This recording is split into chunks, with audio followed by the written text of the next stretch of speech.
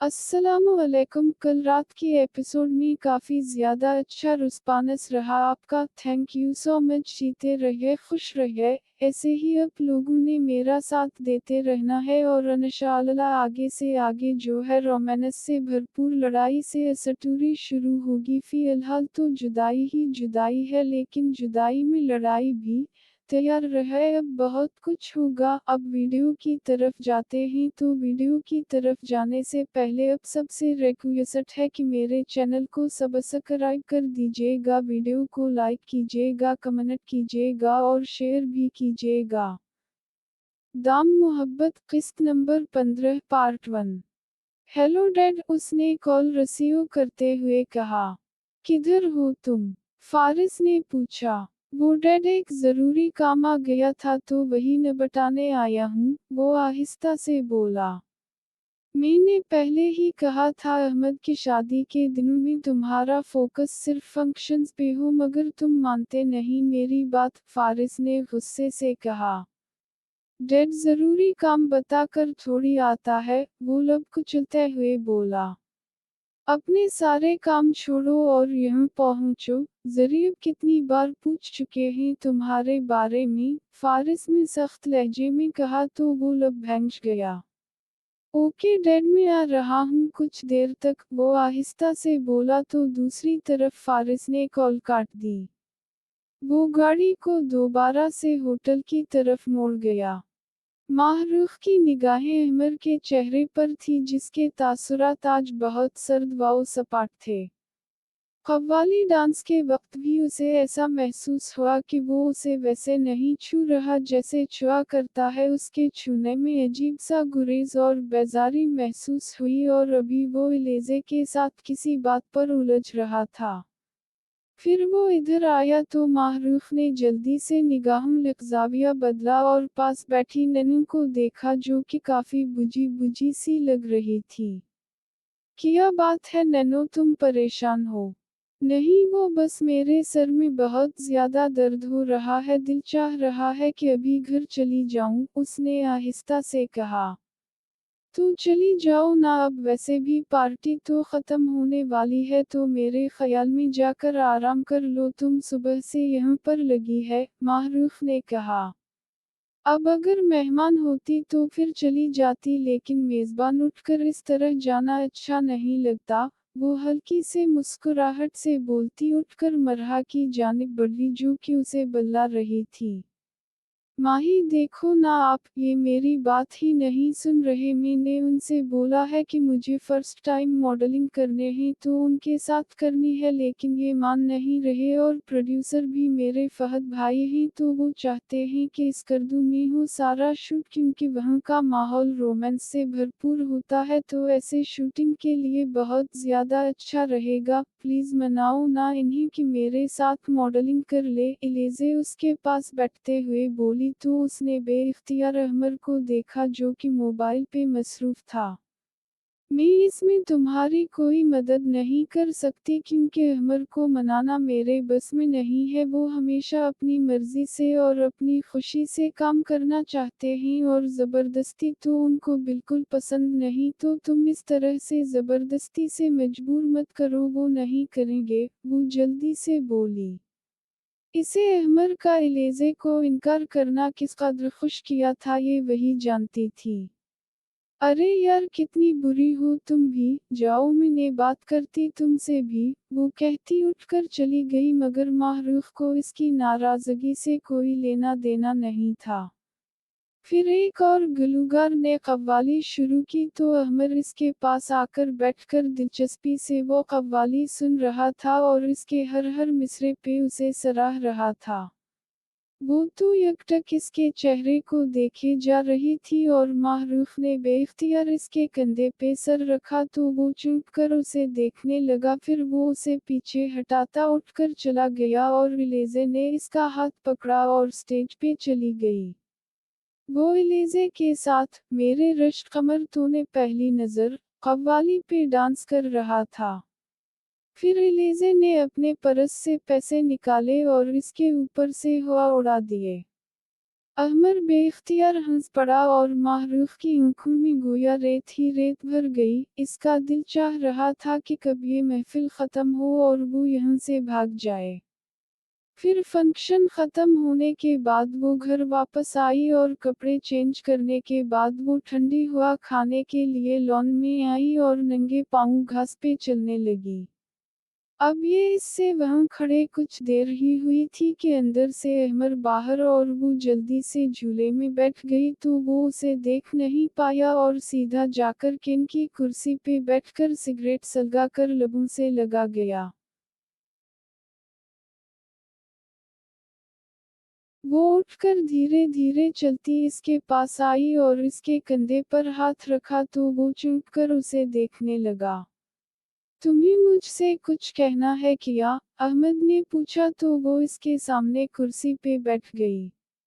Actually मुझे आपसे sorry बोलना था, वो मुझे नन्नू ने कहा कि उसे लगता है कि मैंने इस दिन बहुत गलत बोल दिया था तो इसीलिए मुझे भी लगता है कि मुझे आपसे सॉरी बोल देना चाहिए। वो अंधेरे में भी इस निगाहों की तपिश से घबराकर आहिस्ता से बोली। ओबू, मतलब नन्नू को लगता है तो इसलिए तुम्हें ये लगा कि तुम्हें मुझसे सॉरी बोल लेना चाहिए। अगर नन्नू को भी ये ना लगता कि तुम्हें भी ये बात फील ना होती कि मुझे ये बात बुरी लगी है। तुम दूध पीती बच्ची हो कि तुम्हें लोग बताते फिरें कि तुम्हें क्या करना चाहिए और क्या नहीं। तुम एक 27 साल की शादीशुदा औरत हो और तुम्हें मालूम होना चाहिए कि तुम्हें तुम्हारे शौहर को क्या कहना चाहिए और क्या नहीं। मैंने तो तुमसे ये भी डिमांड नहीं की कि तुम्हें वो कहना चाहिए जो मुझे अच्छा लगता है। तुम्हारे अंदर वो फीलिंग ही मौजूद नहीं है कि तुम्हें मेरी पसंद और नापसंद का पता हो, लेकिन तुम्हें एक औरत होने के नाते एक शौहर को क्या पसंद है और क्या नहीं पसंद ये बात का पता होना लाजमी है। वो तल्ख लहजे में बोलता चला गया और वो सर झुकाए लब कुचलने लगी। हाँ बस अब शुरू हो जाना रोना, और इसके अलावा तो तुम्हें कोई काम नहीं है। वो चिढ़कर बोला तो माहरूफ एक झटके से उठकर खड़ी हो गई। मेरी ही गलती है कि मैं आपसे माफ़ी मांगने चली आई, मगर आपको मुझे डांटने के अलावा आता ही क्या है। हमेशा यही तो होता है, हमेशा मुझे डांटते ही, नेचा दिखाते ही, वो गलूगीर लहजे में बोली। मुझे तो पहले ही पता था कि तुम्हें अपनी गलती का कभी एहसास नहीं हो सकता और यहाँ आकर माफ़ी मांगने का नाटक ना ही करती तो अच्छा था। और रही बात में तुम्हें डांटता हूँ नेचा दिखाता हूँ तो ये तुम्हारे दिमाग का फतूर है जो तुम्हें ये सब दिखता है। आज तक तस्वीर का दूसरा रुख तो तुम्हें नज़र नहीं आया कि मैं तुमसे प्यार करता हूँ, तुम्हारे लिए केयर करता हूँ। कुछ लोगों के अंदर सिर्फ नेगेटिविटी भरी होती है, जैसे कि तुम्हारे अंदर। तुम्हें कुछ चंद एक बुरी चीजें नजर आ जाएं किसी में तो तुम इस पूरे इंसान को ही गलत बना देती है।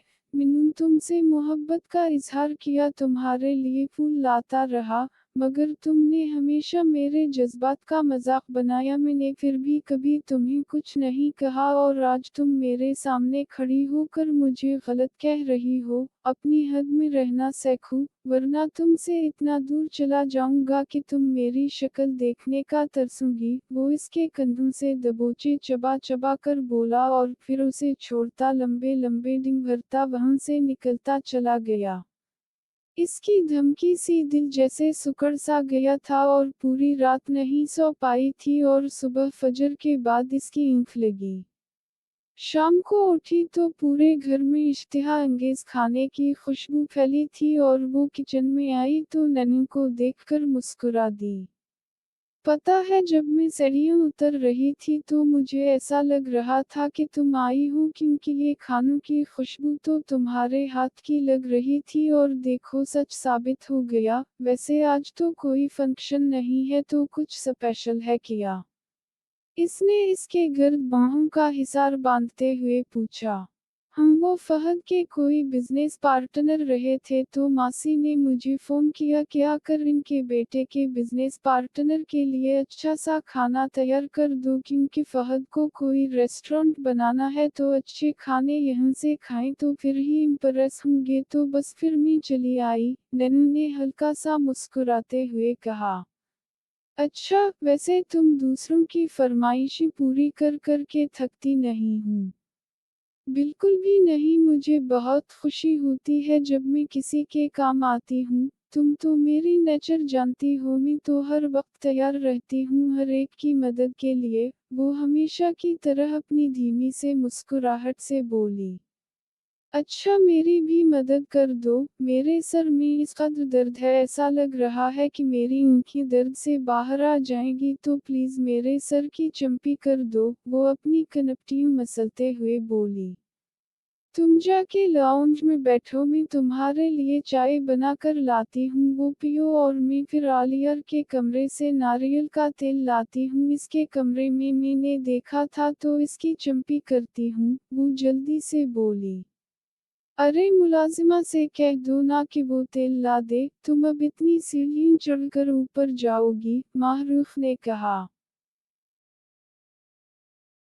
अरे नहीं, खाने की कुछ उसने रेसिपी मंगवाई थी, वो डायरी में लिखी हुई थी, तो डायरी भी रखनी है उसके कमरे में, तो बस मैं आती हूँ 10 मिनट में, नन्नू ने कहते हुए चाय का पानी रखा। वो बाहर जाकर शो देखने लगी। नीना इसे चाय पकड़ा कर आलियर के रूम में चली गई और वहां से कुछ देर के बाद वापस आई तो उसके चेहरे पर हल्की सी मुस्कुराहट थी। एक्चुअली मैंने कई बार ट्राई किया कि मैं इसकी डायरी पढ़ूं कि आखिर इसमें लिखा किया है, मगर इतना घना मैसना है मुझे हाथ नहीं लगाने देता था। आज देखो टेबल पर भूल गया था और मैं ले आई, अब फुर्सत से बैठकर पढ़ूंगी, वो मुस्कुरा कर बोली तो माहरूफ भी हंस पड़ी। नन्नू इसकी चंपी करने लगी तो उसे इतना सुकून मिल रहा था कि वो आंखें मौनद कर चंपी एंजॉय करने लगी। चंपी के बाद नन्नू किचन में चली गई और वो लीज निकालकर खाते हुए शो एंजॉय करने लगी। आलियार जम से घर आया और नहाकर वो अपने बाल खुश्क कर रहा था कि इसकी नज़र डायरी पे पड़ी। ये तो मेरी डायरी नहीं है, वो बुड़बड़ाता हुआ टेबल की तरफ बढ़ा तो इस पे नन्नू का नाम देखकर गहरा सांस भरा और फिर एकदम से चूक गई। मेरी डायरी कहाँ गई? इसने बुड़बड़ाते हुए कहा और फिर पूरा कमरा अलट पलट कर दिया, मगर डायरी गायब थी। कुक कहीं नन्नू, वो बुड़बड़ा और मुतूहश अंदाज में भागता बाहर निकलकर माहरूफ के रूम में आया। माही आपी, आपने नन्नू को देखा? इसने बेचैनी भरे अंदाज में पूछा। हम बहुत बार, वो इत्मीनान से बोली। मैं उस वक्त बिल्कुल भी मजाक के मूड में नहीं हूँ, प्लीज मुझे बताइए नन्नू कहाँ है? इसने झुंझला कर पूछा तो माहरूफ आंखें सकील कर देखने लगी। तुम्हें अब इससे किया काम पड़ गया, तुम लोग इस बेचारा की जान नहीं छोड़ सकते, हर वक्त काम पे लगाए रखते हो, माहरूफ ने कहा। मुझे उनसे कोई काम नहीं है, इन्होंने मेरी डायरी चुराई है यार, वो झुंझला कर बोला। तो क्या हवा? डायरी है तुम्हारी जान तो नहीं है, माहरूफ ने कहा। आप नहीं समझोगी, वो झुलाकर बोलता बाहर निकल गया। वो बाहर आया तो नन्नू डायरी के औराक पागलों की तरह लट रही थी। ये क्या बदतमीजी है, वो डायरी झपटते हुए बोला। तत्तमह कुक, कौन सी बीमारी है? तुमने कई पेजेस पे अपनी बीमारी का जिक्र किया और मरने का, बताओ मुझे आली तुम्हें क्या हवा है? वो इसके कंधों से दबोचे मुतूहश अंदाज में चलाई तो उसने हड़बड़ाकर इसके लबों पे हाथ रखते इर्द गिर्द देखा।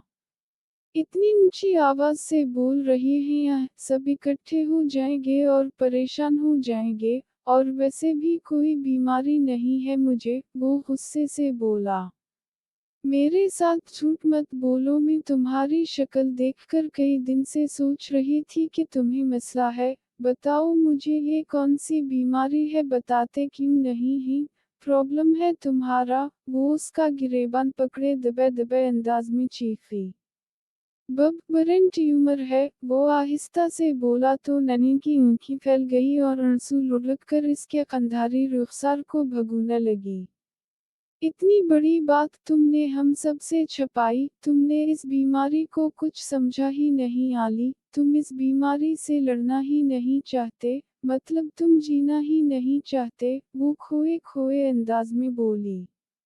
ऐसी बात नहीं है ननू, बस ये शादी खत्म हो जाए फिर मैं सबको सब कुछ बता दूंगा। मैंने अभी तक सबको इसलिए नहीं बताया कि अगर मामा को पता चलता था वो सदमे से निढाल हो जाती है और मैं इन्हें सदमा नहीं दे सकता एकदम से, बस उसी लिए मैंने सोचा कि मैं आराम से ये बात शादी के बाद बता दूंगा। वो इसके हाथ थामकर बोला। नहीं, नहीं, मुझे सबको बताना होगा, ये शादी अभी नहीं होगी, मम, मैं मेरी शादी नहीं कर सकती, मैं तुम्हें मरते हुए नहीं देख सकती, वो मुतूहश अंदाज में बोलती अंदर की जानिब बढ़ने लगी तो वो जल्दी से इसके सामने आ गया। मेरे सामने से हटो आलियार, मैं किसी से ये बात नहीं छुपा सकती, वो गुस्से से बोली। नहीं, कसम है आपको मेरी, प्लीज नन्नू, मैं हाथ जोड़ता हूँ आपके आगे, अगर मौकम को पता चला वो मर जाएगी, यार प्लीज प्लीज रुक जाओ ना, वो हाथ जोड़ते घुटनों के बल बैठते हुए बोला। वो गिरने से अंदाज में झूले में बैठकर रोने लगी। प्लीज नन्नू मत रो ना यार, वो बोलता हुआ इसके गोद में सर रखे फूट फूट कर रो दी। फिर नन्नू ने अपने दुपट्टे से इसके आंसू पोंछते उसे जाकर आराम करने को कहा। वो चुपचाप उठकर अंदर चला गया।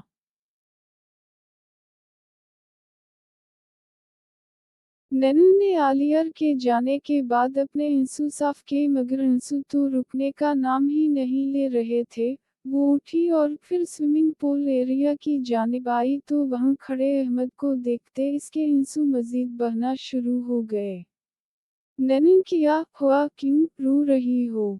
वो उसे रोता देखकर परेशान होकर बोला तो वो इसके गले लगकर फूट फूट कर रो दी। नन्नू, तुम मुझे परेशान कर रही हो, किसी ने कुछ कहा है क्या? वो उसका चेहरा हाथों में भरे अंगूठे के पौरों से आंसू साफ करते हुए बोला तो वो नफी में सर हिलाती आंसू साफ करती इससे दूर हुई और फिर तेजी से पोर्च की जानिब बढ़ी। नन्नू, रुक जाओ, तुम ऐसे नहीं जा सकती, अहमद इसके पीछे पुकारते हुए आया मगर वो उन सुना करती अपनी स्कूटी निकालने लगी। मैं तुमसे बात कर रहा हूँ, तुम ऐसे मेरे सवाल का जवाब दिए बिना नहीं जा सकती, आज से पहले तुम कभी गले नहीं लगी तो आज क्यों? मुझे बताओ क्या हवा है? वो स्कूटी के हैंडल को पकड़ते हुए बोला। मुझे कोई बात नहीं करनी आपसे, और क्यों करूं आपसे बात, लगते ही किया है मेरे, हमारा रिश्ता अब कभी ठीक नहीं होगा, यही कहा था ना इस दिन, तो आज मुझसे हमदर्दी का नाटक क्यों, जान छोड़िए मेरी। वो फट पड़ी। तुम मुझसे अपनी हद में रहकर बात करो वरना क्या तलाक दे दीगे, छोड़ दीगे, चलें छोड़ दी, बल्कि आज ही मैं जाकर अपने पेरेंट्स को बता देती हूँ कि मुझे आपसे शादी नहीं करनी। यही चाहते थे ना कि मैं खुद आपसे तलाक मांगूं, तो आज जाकर यही करूं, और फिक्र मत कीजिए, आपके बारे में किसी को कुछ नहीं बताऊंगी। वो उसकी बात काटते हुए फुनकार कर बोली। वो बेयकीनी वाओ सदमे से उसे देखे जा रहा था। तुम मुझसे यूं बात नहीं कर सकती, और खबरदार तुमने कोई बकवास की किसी के सामने, वो इसके जबड़े दबोचे गारा कर बोला। छोड़ो मुझे, घिना रही आपसे, वो उसे धक्का देकर बोली तो अहमद ने इसके चेहरे को थामे इसके लबों को अपनी दस्तरस में ले लिया। वो इसके सीने पे मक्के बरसाते उसे धकेलने लगी। वो जैसे ही छोड़ता पीछे हुआ तो समझते किया है खुद को, मेरी इज्जत, मेरे जज्बात की कोई कद्र नहीं आपको, नफरत करते हैं तो ये हक क्यों जताते हैं? नन्नू ने इसके सीने पे हाथ मारते उसे धक्का देते हुए कहा। ये हक तो मैं हमेशा जताऊंगा क्योंकि ये मुझे हक है। वो उसके बाजू जकड़ते हुए बोलता, इसके लबों को अंगूठे से रब करता बोला तो वो एक झटके से मुड़ी तो अहमद ने उसकी कमर में हाथ डालकर उसे दोबारा से हिसार में लेते फिर से पूरे हक से इसके लबों को दस्तरस में ले लिया। नैनू ने गुस्से से इसके सीने और गर्दन को नोचा मगर इसकी शिद्दत मजीद बढ़ गई। नैनू ने इस बार इसके निचले होंठ पे इस कदर जोर से काटा कि इसके खून का जायका हलक में महसूस हुआ।